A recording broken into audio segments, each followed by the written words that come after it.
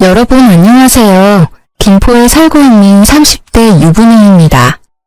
시어머님이란 존재가 이렇게 어마무시한 존재인지 제대로 경험하게 됐었는데요. 저처럼 고부 갈등 심한 분들 계실까 싶어서 궁금한 마음에 사연을 보내기로 했어요. 저처럼 고부 갈등으로 고생한 분들에 대한 이야기가 궁금한 마음도 있지만 제 고민거리를 덜어내고 싶은 마음에 사연을 보내게 된 것도 있는데요.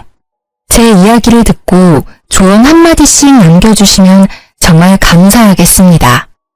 결혼한 여자라면 고부 갈등을 피해갈 수 없는 거잖아요. 아무리 성격 좋은 시어머니와 며느리라고 해도 한 번쯤 고부 갈등을 겪는다고 하던데 전 몇 년 동안 제대로 경험하게 됐네요. 이게 말로만 듣던 시월드인가 싶기도 했고요.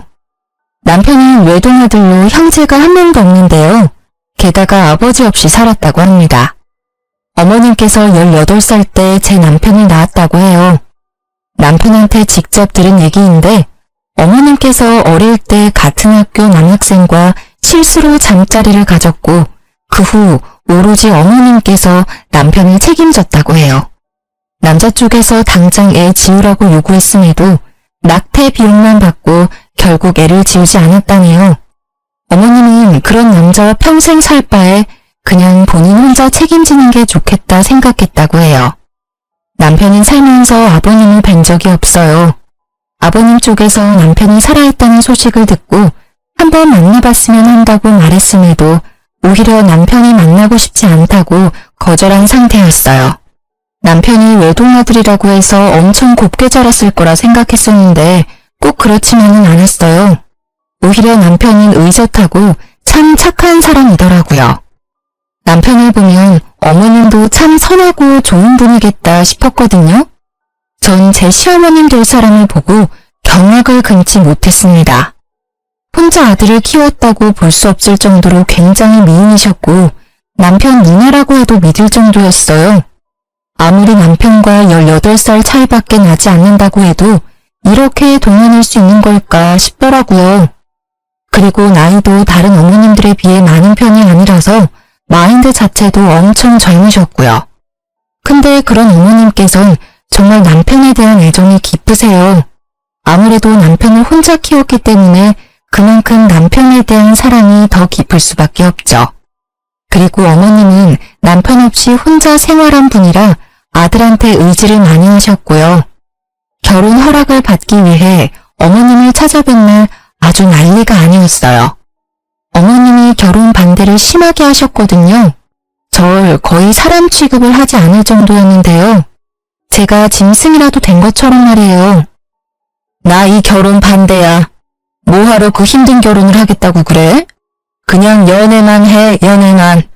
엄마, 도대체 왜 이 사람이랑 결혼 못하게 반대하는 건데 이유나 들어보자. 그냥 싫어. 너가 결혼하는 거 자체가 싫어. 엄마랑 이렇게 단둘이 살면 될 것을 왜 굳이 결혼하겠다고 그러는데? 결혼 안 하면 죽는 병이라도 있니? 엄마는 이제껏 혼자서 너 키웠는데도 아무런 문제 없었어. 그냥 둘이 연애만 해. 엄마, 이제 나 30도 훌쩍 넘었는데 결혼 안 할 수 없어.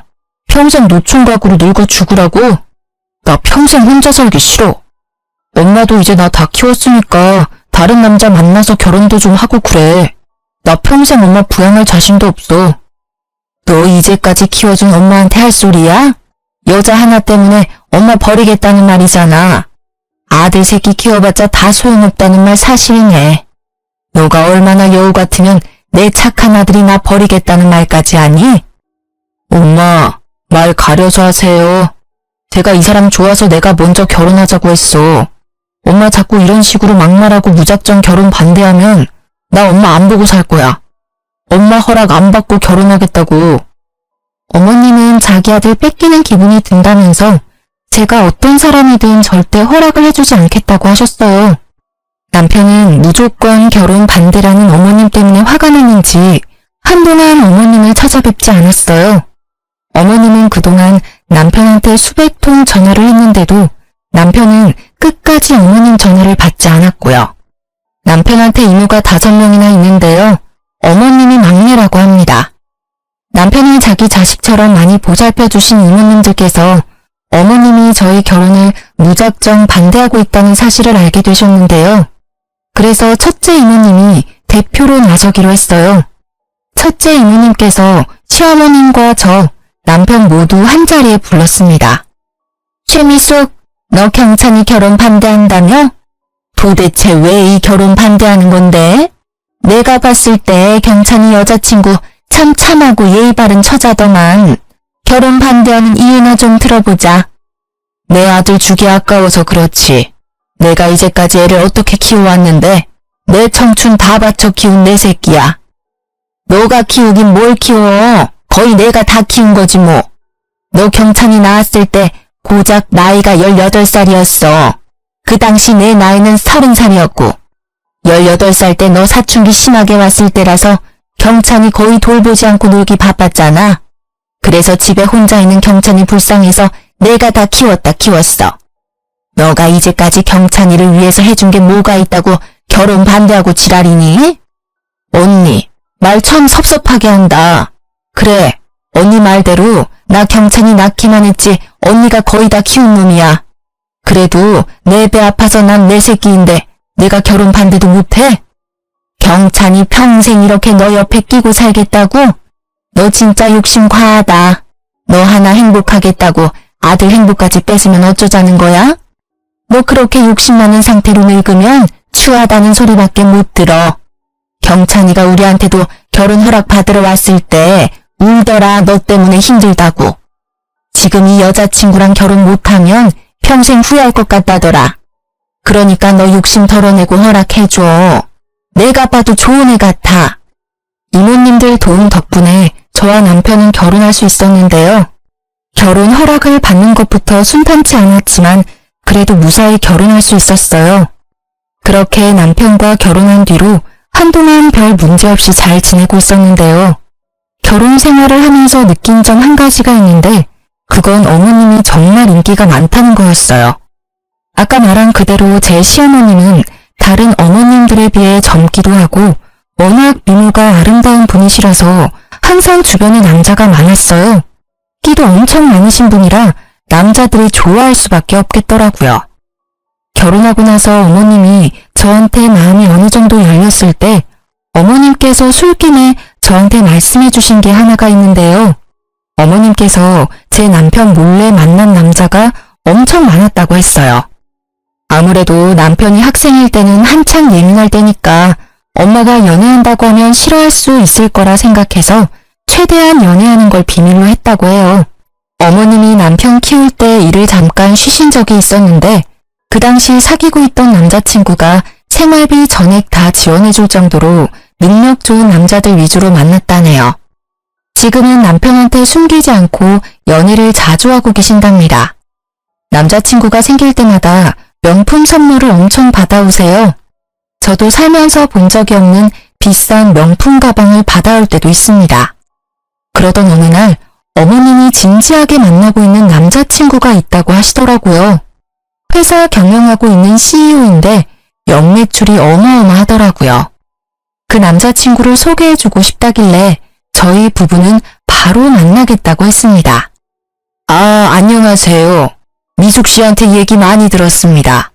들은 대로 아드님이 너무 잘생기셨네. 그렇죠?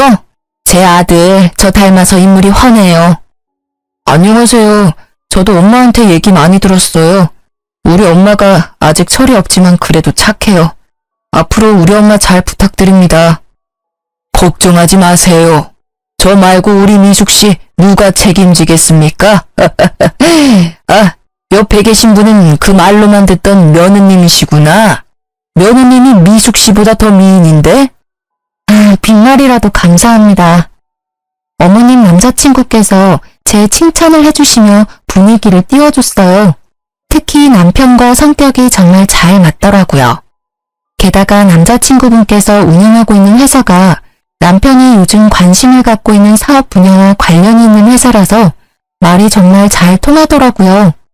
남편과 저, 어머님의 남자친구 세 사람은 웃으면서 재미있게 대화를 나누고 있는데 어머님 혼자만 표정이 안 좋으셨어요. 그래서 표정이 안 좋은 이유를 물어봤는데요. 어머님, 표정이 안 좋으세요? 어디 불편한 거라도 있으세요? 그러네. 엄마 어디 아파? 아프면 내가 약이라도 사줄까? 내가 얘보다 못생겼어요? 뜬금없는 어머님의 물음에 남편, 어머님의 남자친구, 저 모두 당황했어요. 순간 분위기가 정말 싸해졌습니다.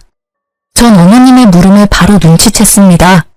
어머님의 남자친구분께서 제 칭찬을 했던 게 마음에 들지 않았던 거였어요. 그게 무슨 말이에요? 당신 정말 얘가 저보다 이쁜 것 같냐고요. 어떻게 제가 얘보다 못생길 수 있어요? 그것 때문에 표정이 안 좋았던 거였어요? 당연히 우리 미숙 씨가 예쁘죠. 맞아요. 당연히 어머님이 더 아름다우시죠. 그냥 인사치레로 하신 말씀이시니까 너무 신경 쓰지 마세요.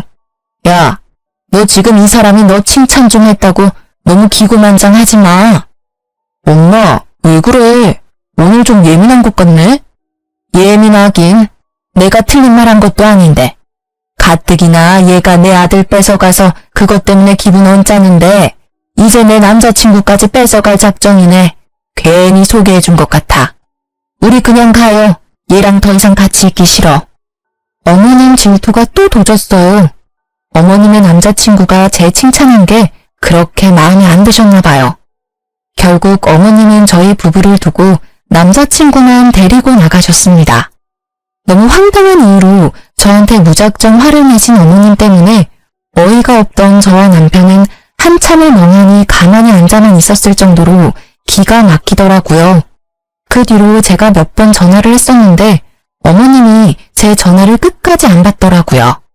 그래서 남편이 어머님 남자친구한테 전화해서 그날 이후 어떻게 됐는지 물어보게 됐는데요. 남자친구분께서 어머님 성격 하나 받아주기 너무 힘들다고 하셨어요. 며느리한테까지 심하게 질투하는 여자 이제까지 살면서 처음 봤다고 해요. 그날 어머님께서 남자친구 되시는 분을 엄청 쥐잡듯이 잡았다고 합니다. 이 나이에 무슨 부귀영화를 누리겠다고 얼굴만 이쁘지 질투 많고 아무것도 없는 여자를 왜 만나고 있었을까 현타가 심하게 와서 남자 쪽에서 헤어지자고 했다네요. 어머님께선 며칠 동안 남자친구를 붙잡기 위해 엄청 애를 썼지만 남자친구는 마음을 돌리지 않았다네요. 그 당시 어머님 남자친구였던 분께서 저희를 만난 날 하나로 헤어지기로 마음먹은 건 아니었다고 해요. 회사 여자 직원과도 연락을 못하게 막았을 정도였다고 합니다. 그래서 그게 쌓이고 쌓이다가 며느리한테까지 질투하는 걸 보고 있는 정 없는 정 모두 떨어져서 헤어지자고 말한 거였다네요. 근데 어머님은 그 이유도 모르고 끝까지 저 때문에 헤어진 줄로만 알고 계십니다. 이때 만나던 남자친구와 헤어지고 난 뒤 언제 그랬냐는 것처럼 다른 남자친구 만나서 연애하셨어요. 저한테 삐져있던 마음도 자연스럽게 풀렸는지 이젠 제 전화도 잘 받으시고 웃음이 많아지셨어요. 어머님이 남자친구 바뀔 때마다 저희한테 소개하고 싶다고 말씀하셨는데 오히려 저희가 거절했어요. 또다시 어머님 질투를 느끼고 싶지 않았거든요. 근데 이보다 더 큰 일이 있을까 싶었는데 더한 일이 저희 부부한테 찾아오게 됐어요. 저희 부부는 맞벌이로 생활하고 있어요. 남편은 작은 중소기업에서 일반 사원으로 일하고 있는데 전 나름 유명한 회사에서 차장으로 일하고 있는데요. 그래서 남편과 제 월급이 두세 배는 차이가 나는 편이에요. 그렇다고 남편이 돈을 못 벌진 않아요. 남들보다 연봉이 적은 편이 아닌데요. 근데 어머님은 그게 마음에 들지 않았나 봐요. 아무래도 자기 아들보다 며느리가 사회에서 더 잘 나가는 것처럼 보이니까 자기 아들이 기죽으면 어쩌나 걱정하시는 게 눈에 보였어요. 그리고 같은 여자로서 현재 본인은 집에서 놀기만 하고 모아둔 돈도 많지 않은 반면 며느리는 직장에서 어느 정도 위치가 있고 돈도 잘 버니까 자격지심이 있으셨나 봐요. 처음엔 어머님이 그런 마음을 가지고 있다는 걸 전혀 티내지 않았어요. 근데 제가 연봉이 자꾸 오르고 잘 나가는 것 같으니까 그게 약이 오르셨나 봐요. 근데 정작 남편은 그런 거에 있어서 자격지심 전혀 없고 오히려 절 응원해주고 지지해줍니다. 어머님은 어느 순간부터 저한테 요구하는 게 점점 늘어났어요. 용돈을 달라는 횟수가 늘고 게다가 엄청 큰 액수를 가진 선물도 서슴없이 사달라고 했어요. 이진아, 나 다음 달에 친구들이랑 필리핀에 놀러 가기로 했는데 내가 돈이 부족해서 말이야. 나 100만 원만 줄 수 있니? 네? 100만 원이요? 어머님, 저 지금 그렇게 큰 돈 없어요. 그리고 제가 지난달에 어머님께 50만 원 용돈 드렸잖아요. 야, 그 돈이 아직도 살아있겠니? 내가 일도 하는 사람도 아닌데 고작 50만 원 받았다고 그걸 그대로 모아놨겠냐고. 시엄마한테 100만 원도 주기 아까운 거야? 아까운 게 아니라 지금 어머님께 당장 드릴 100만 원이 없어요. 갑자기 100만 원 달라고 그러시면 어떡해요. 너 돈도 그렇게 잘 버는 애가 고작 100만 원이 없다고 하면 어떡해? 너 그 많은 월급 도대체 어디에 쓰는 거니? 아니면 있으면서 없는 척이라도 하는 거야? 돈 있으면 있는 대로 저축해요. 월급도 받으면 절반 이상 무조건 저축하고요. 한 달에 쓸 생활비만 딱 빼놓고 무조건 저축하는 습관이 있거든요. 그래서 여윳돈이 없어요. 정말이야? 너 지난번에 친정집에 이것저것 사다 주는 것 같던데? 그럼 그건 뭔데? 친정엄마가 최근에 몸이 너무 안 좋아지셨거든요. 그래서 홍삼 한약 맞춰준 게 전부예요. 저 우리 친정집에만 이것저것 해주지 않아요. 오히려 해줬으면 어머님께 더 해드렸어요. 지난번에 50만 원 드린 거 말고도 자주 용돈 드리잖아요. 작년 이모님들이랑 여행 가신다길래 500만 원 용돈까지 드렸잖아요. 근데 제가 이제껏 어머님께 해드린 게 없고 친정 부모님한테 해드렸다고만 말씀하시면 섭섭해요, 정말. 그러지 말고 100만 원만 좀 줘봐. 나 이미 애들이랑 필리핀 놀러 가기로 약속했단 말이야. 아, 제발. 어머님 명품백 하나 팔아서 다녀오시면 되겠네요. 그리고 지난번에 첫째 이모님께서 어머님께 용돈 주셨다면서요. 야, 주기 싫으면 주기 싫다고 말을 해. 더럽고 치사해서 너한테 100만 원 안 받고 만다. 회사에서 차장으로 일하고 있다는 애가 왜 이렇게 치사하게 누냐? 돈 많이 번다는 거 순 다 뻥이네, 뻥이야. 너 어디 가서 돈 많이 번다는 말 하고 다니지 마라. 어머님은 절 졸지에 쫌생이로 만들었습니다. 아무리 돈을 많이 버는 사람이라도 항상 시중에 몇백만 원씩 가지고 있는 게 아니잖아요. 저도 돈이 있었다면 바로 드렸겠죠. 전 항상 저축을 하기 때문에 시중에 돈이 항상 많지가 않거든요. 당장 적금 깨서 어머님 여행을 보내드릴 수 없는 거잖아요. 이 사실을 저한테 듣게 된 남편은 화가 머리 끝까지 났습니다. 우리가 은행인 줄 아는 모양이라며 그날 바로 어머님께 따지더라고요.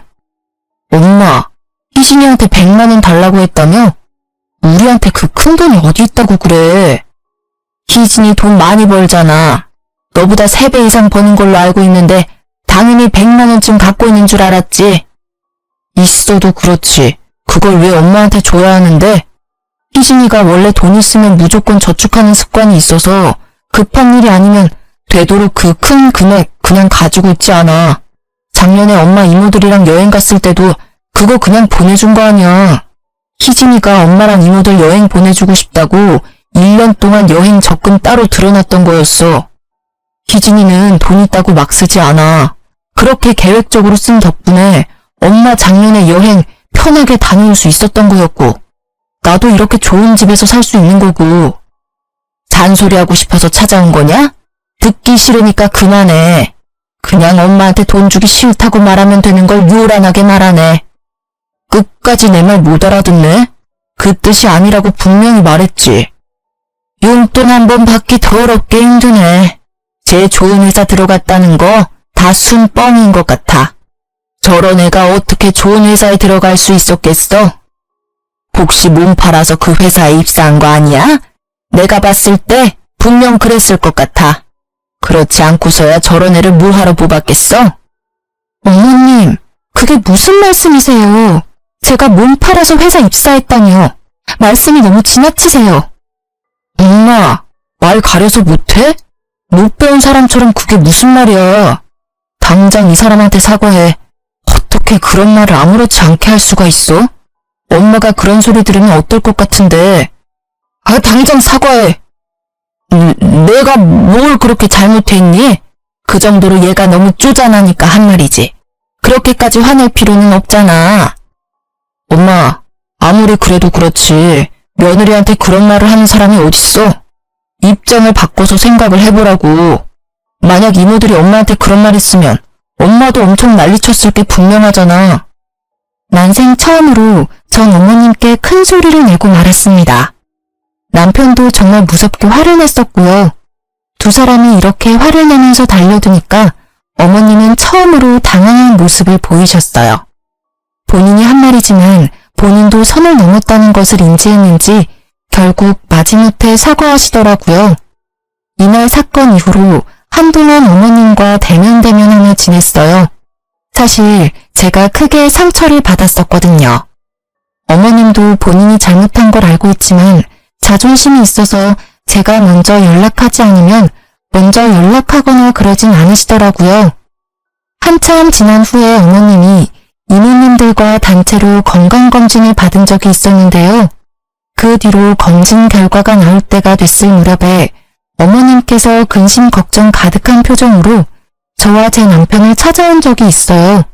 살면서 어머님의 그런 표정을 본 적이 없기 때문에 저희는 당연히 걱정됐죠. 어머님, 무슨 일 있으세요? 얘들아, 나 유방암이란다. 지난번에 너희 이모들이랑 같이 건강검진 받은 거 알고 있지? 나만 유방암이래. 어쩌면 좋니? 네? 유방암이라고요? 그럼 당장 치료 받으셔야죠. 왜 그걸 지금 말씀하세요? 돈이 있어야 수술을 하지. 희진아, 혹시 돈 있으면 내 수술비 빌려줄 수 있니? 내가 수술 받을 돈이 없어서. 당연히 드려야죠. 자기야, 지금 당장 어머님 모시고 병원에 가. 주말도 입원 가능하겠지? 아니야, 이모가 같이 가준다고 했어. 내 통장으로 입금만 미리 해주면 우리가 알아서 할게. 너무 걱정 마. 그래도 우리가 같이 가는 게 마음 편한데. 아니야, 너희들이 있으면 내가 마음이 안 편해서 그래. 내가 수술받고 난 뒤에 좀 괜찮아지면 그때 병원으로 부르든지 할게. 알았지? 어머님은 우리가 병원에 같이 있으면 오히려 불편하다고 끝까지 다음에 오라고 하셨습니다. 이모님이 같이 가신다는 말에 그 말만 믿고 저희는 기다리고 있었는데요. 그런데 분명 수술받은 날짜가 한참 지났음에도 어머님이나 이모님들께서 전화가 없으시길래 잘못된 일이라도 있는 걸까 걱정되는 마음에 그대로 어머님께 바로 전화했습니다. 근데 어머님이 전화를 받지 않았어요. 그래서 어머님과 같이 병원에 같이 있기로 한 첫째 이모님께 바로 전화했었는데요. 희진이니? 오랜만이네. 안녕하세요, 이모님. 어머님 수술은 잘 받으셨어요? 연락이 없길래 무슨 일 있는 건가 걱정돼서 연락드렸어요. 어? 수술이라니? 너희 시엄마 수술 받은 적 없는데? 수술 받는다고 했어? 지난달에 어머님이랑 이모님들 다 같이 건강검진 받으셨잖아요. 그때 유방암 진단 받으셨다고 당장 수술 받아야 한다면서 저한테 수술비 받으셨거든요. 제가 같이 간다고 하니까 첫째 이모님께서 같이 가주기로 했다고 같이 갈 필요 없다고 하셨는데. 무슨 소리야. 걔 완전 건강하다고 결과 받았었는데. 얘 어제 나랑 통화 한 번 했었거든? 어제 술 마시고 노래방까지 갔던데 아주 이 계집애 너한테 수술한다고 뻥치고 그 돈으로 이제까지 실컷 놀았나 보네. 네? 유방암이라고 당장 수술받아야 한다고 하셨는데. 유방암은 무슨 개뿔. 내가 진짜 답답하다 답답해. 그런 일이 있었으면 나한테 먼저 연락해서 물어보지. 너도 바보같이 그걸 다 믿고 그대로 돈 줬어? 일단 알겠어. 내가 너 시엄마한테 모른 척하고 전화해서 자리 한번 마련해 볼게. 일단 너도 가만히 있어봐. 첫째 이모님은 말씀으로는 저희 어머님은 완전 건강하다고 합니다. 유방암 진단 받은 적도 없었고요. 전 그 말을 듣자마자 천불이 났습니다. 남편도 이 사실을 알고 정말 이 사람이 자기 엄마라는 게 정말 창피하고 죽고 싶다고 했고요. 다행히 첫째 이모님께서 어머님과 만날 수 있도록 자리를 마련해 주셨어요. 첫째 이모님 집으로 갔었는데 그 집에 시어머님이 계셨습니다.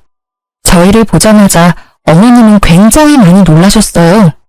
너희가 어떻게 여기... 엄마, 여기서 뭐하고 있어? 지금 병원에 있어야 할 사람이 왜 여기에 있냐고. 어머님, 당장 이게 어떻게 된 상황인지 설명해 주세요. 언니가 얘들 여기로 불렀어? 야, 너 애들한테 거짓말이나 하고 지금 뭐 하는 짓이야? 뺏을 돈이 없어서 자식들 돈을 뺏어? 아이고 더럽다 더러워. 자식들 돈으로 노래방, 술집 이런 곳이나 다니고 참나. 엄마, 당장 설명해. 유방암 걸렸다고 당장 치료받아야 한다며. 근데 왜 여기서 이러고 있냐고. 그래, 나 수술 안 했다. 돈 갖고 싶어서 그랬어. 너희가 하도 용돈 안 주길래 돈 받고 싶어서 거짓말 좀 했어. 그럼 솔직하게 말하지. 엄마가 이번에 수술 받는다고 가져간 돈만 500만 원이야. 그 돈이 큰 돈인 줄은 알고 있어? 돈이 필요하면 솔직하게 말하지.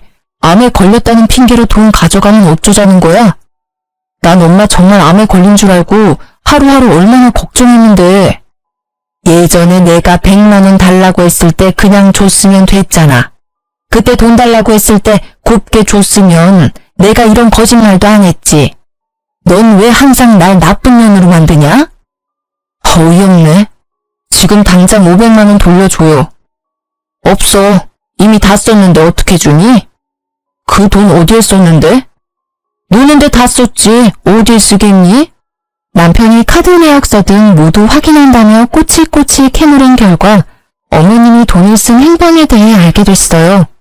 어머님은 저한테 받아간 500만 원을 모두 남자한테 올인했다고 하는데요. 어머님께서 친구들과 함께한 노래방에 갔다고 해요. 드라마나 영화에서 쉽게 볼 수 있는 노래방에서 선수 그런 일을 하는 남자를 만났다고 합니다. 그 남자는 고작 25살이라네요. 그런 남자와 놀면서 저에게 돈을 받은 지 일주일 만에 모두 다 썼다고 들었어요. 25살 남자 하나 때문에 그 많은 돈을 다 썼다고? 엄마, 미친 거 아니야? 나보다 어린 놈한테 미쳐서 500만 원을 그 자식한테... 어이없어서 말도 안 나오네. 얘들아, 내가 대신 사과하마. 내 동생이 정말 말도 안 되는 짓을 했네. 너 당장 애들한테 사과 못해? 사과 안 해. 내가 왜 사과해야 하는데? 엄마한테 그 정도는 줄 수 있는 거 아니야? 어머님, 그 돈 제 돈이에요. 어머님한테 당연히 드릴 이유는 없네요. 그 돈 당장 돌려주세요. 수술해서 그 돈 쓴 게 아니라면 당연히 돌려주셔야 할 돈 맞아요. 참나, 그 돈이 뭐라고. 그래, 내가 당장 줄게. 내가 돈이 없어서 못 주는 게 아니야. 나 이번에 새 남친 만났어. 그 남친 엄청 부자거든? 내가 지금 살고 있는 전셋집 뺏어라도 갚는다 갚아. 500만 원이 뭐야? 그동안 너희한테 가져갔던 돈들 전부 갚을 테니까 앞으로 이런 식으로 사람 도둑년 취급하지 마. 정말 진심으로 반성하지 않나 보네. 엄마, 그 돈 당연히 갚아야 하는 게 맞고 앞으로 우리 볼 생각 절대 하지 마. 나 앞으로 엄마 안 보고 살래. 엄마 말대로 집을 팔아서라도 우리 돈 갚으세요. 분명 엄마 입으로 500만 원 말고도 그동안 우리한테 빌려갔던 돈들 전부 갚는다고 했다. 그러니까 늦기 전에 빨리 주기나 해.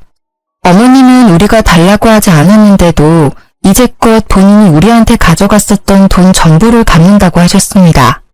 남편한테 그 돈 전부 받아도 괜찮은 걸까 물어봤었는데 이제 엄마 안 보고 살 거고 어차피 남이 된 마당에 그 돈 맞는 게 맞다며 모두 받자고 했습니다.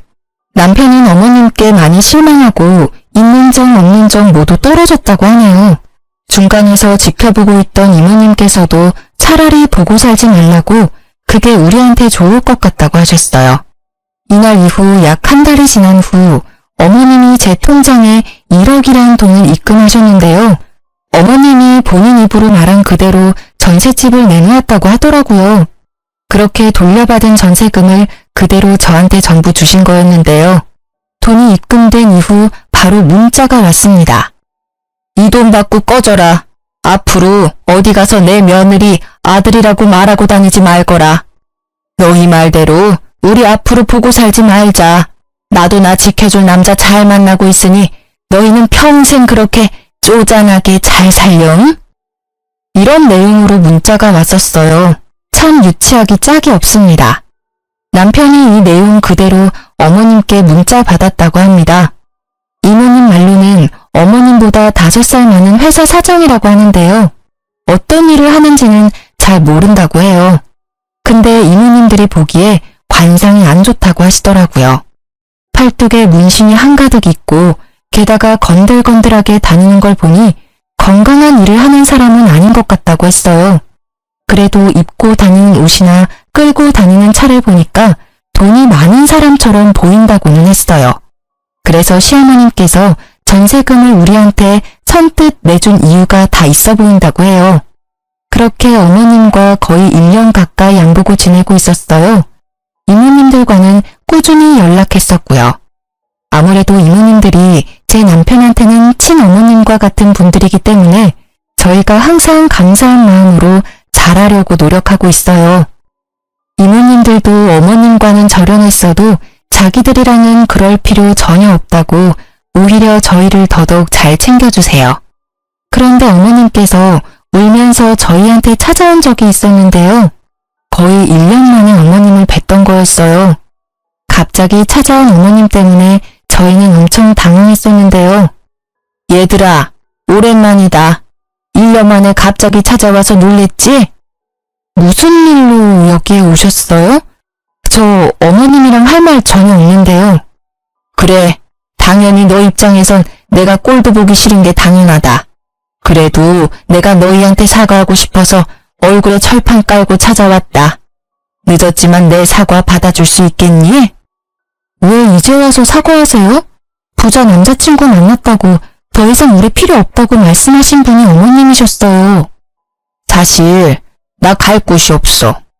한동안 모텔에서 지내긴 했었는데 여자 혼자서 모텔에서 지내려고 하니까 좀 무섭기도 하고 돈도 돈대로 나가서 결국 너희한테 염치 없이 이렇게 찾아왔네. 어머님, 저희 어머님 사과 받아줄 생각 죽어도 없고 앞으로 이렇게 찾아오는 일 절대 없었으면 해요. 당신 생각은 어때? 나도 그렇게 생각해. 엄마, 아니, 아주머니, 당장 나가주세요. 남자한테 눈 멀어서 우리 필요 없다고 말한 사람이 아줌마였어요. 돈 많은 남자친구는 어디에 두고 왜 저희한테 찾아오신 거예요? 본인 집까지 팔아서 그 돈 저희한테 전부 줄 때는 언제고. 나 사기당했다. 지금 그 새끼 때문에 내가 이렇게 됐다고. 나 너무 힘들어. 이럴 때 생각나는 사람이 너희들 뿐이라서 용기 내고 찾아왔어. 아줌마가 사기를 당했든 뭘 했든 그 사연 들어주고 싶지 않아요. 당장 이 집에서 나가주세요. 돈이랑 남자한테 눈 멀어서 간 아줌마랑 더 이상 엮이고 싶지 않다고요. 혹시 얼굴도 모르는 제 아버지랑도 이런 식으로 만나서 저 나은 거예요? 딱 봐도 그림이 나오네. 내가 그런 인간들 사이에서 나왔다니. 지금 당장 이 집에서 나가지 않으면 저 경찰에 신고합니다. 당장 나가주세요. 어머님은 끝까지 나가지 않고 우열을 하시길래 참다 못해 남편은 결국 그런 어머님을 끌고 나갔습니다. 그리고 그날 저녁 첫째 이모님과 전화를 하게 됐었는데요. 이모님들은 어머님과 자주 만나지는 못했었지만 연락은 꾸준히 했다고 해요. 이모님께 듣게 된 어머님의 근황은 생각보다 충격적이었는데요. 전셋집을 팔고 1억이란 큰 돈을 저희한테 주고 난 뒤 몇 달 동안은 큰 문제가 없었다고 해요. 어머님과 남자친구는 서울에 있는 비싼 아파트에서 같이 동거까지 했었을 정도로 사이가 좋았다네요. 근데 그 이후로 남자친구한테 문제가 생겼다고 합니다. 알고 보니 어머님의 남자친구가 주가 조작을 하면서 회사 경영을 하고 있던 인물이었더라고요. 결국 이 문제로 경찰서에 자주 드나드는 것 같더니만 결국 감옥에 갔다고 하는데요. 어머님과 같이 살고 있는 집은 물론이고 남자친구의 차, 건물, 땅 등등 한순간에 사라졌다네요. 그동안 어머님이 남자친구한테 받았던 명품들을 모두 팔아서 입에 풀칠하며 살았다고 해요. 그 돈이 모두 떨어져 결국 저희한테 찾아왔다고 합니다. 명품들 모두 판 돈까지 전부 다 썼으니 땡전 한 푼 없는 거지가 된 꼴이죠. 저희가 받아주지 않은 뒤 어머님은 이모님들 집에서 돌아가며 지내고 있다고 해요. 처음에는 첫째 이모님 집에서 6개월 정도 살았는데 그동안 생활비 한 푼 내지 않고 집에서 빈둥거리니까 첫째 이모님이 그 꼴이 보기 싫어서 내보냈다고 들었어요. 그 뒤로 어머님은 둘째, 셋째 이모님 등등 모든 이모님들 집에 돌아가며 지내다가 이모님들 전부 어머님 꼴도 보기 싫다고 앞으로 이렇게 멋대로 살 거면 자매고 뭐고 그딴 거 다 무시하고 모르는 사이로 지내자고 하셨다네요. 결국 언니들까지 잃게 된 어머님은 갈 곳이 없고 돈도 없어서 식당에서 일하게 됐다고 합니다. 식당에서 숙식 제공 모두 해준다고 해서 거기에서 일을 하게 된 거라고 하더라고요. 한 번도 일을 제대로 해본 적이 없어서 맨날 혼나가면서 일한다고 했어요. 언제 한번 우연히 첫째 이모님이 동네 식당에 가서 어머님이 일하고 있는 걸 발견했다고 했어요. 그래서 어머님이 식당에 일하고 있다는 사실을 알게 된 거였고요. 하필 어머님이 일하고 있는 식당이 아저씨들이 많이 다니는 식당인데요. 가끔 밥이랑 술을 같이 드신 아저씨들께서 어머님께 많이 치근덕거리는 모양이에요. 아무래도 어머님이 연세에 비해 동안이고 이쁜 편이니까 아저씨들이 많이 그러시는 것 같아요.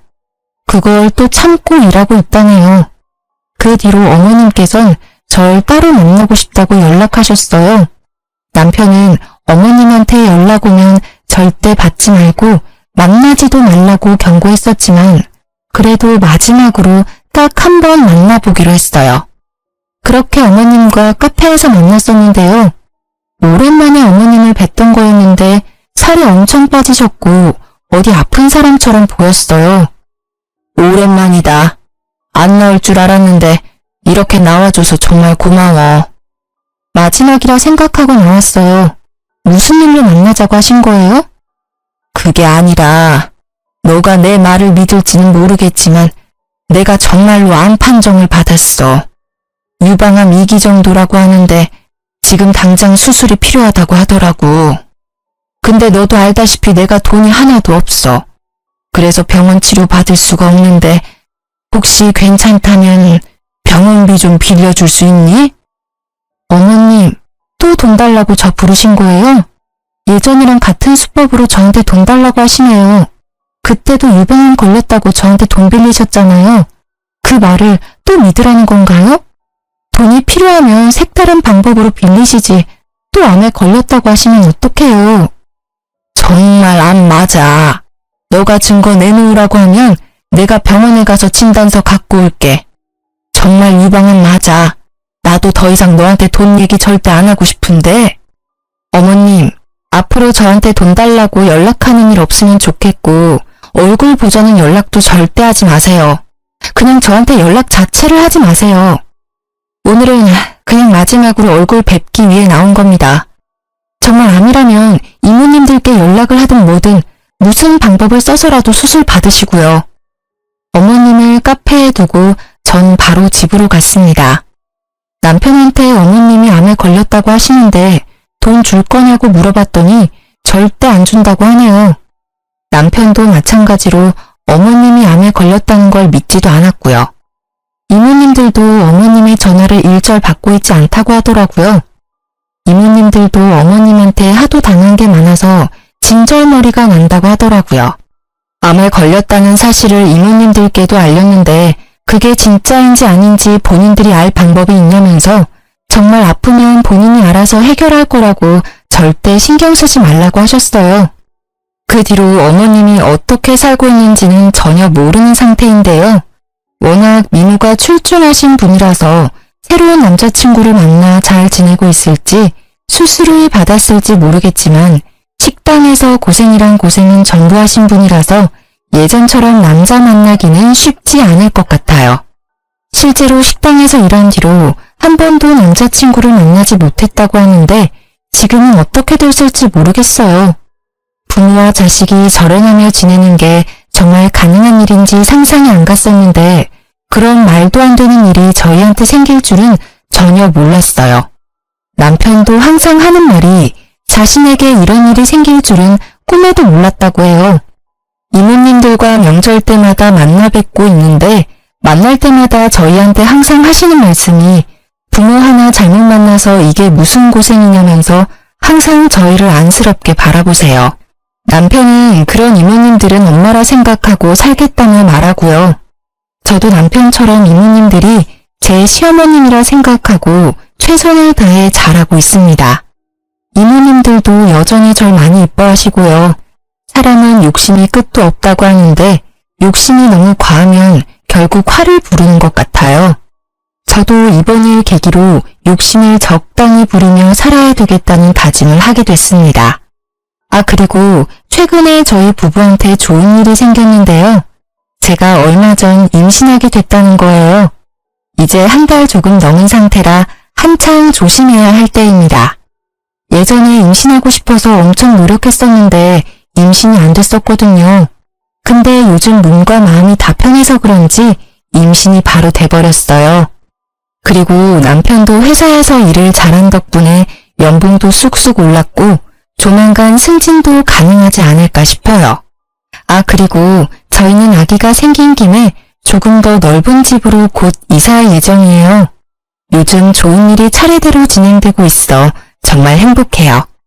어머님과 그런 일이 있게 된 건 정말 안타까운 일이지만 그 일이 해결된 이후로부터는 저희 부부에게 좋은 일만 가득 생겼습니다.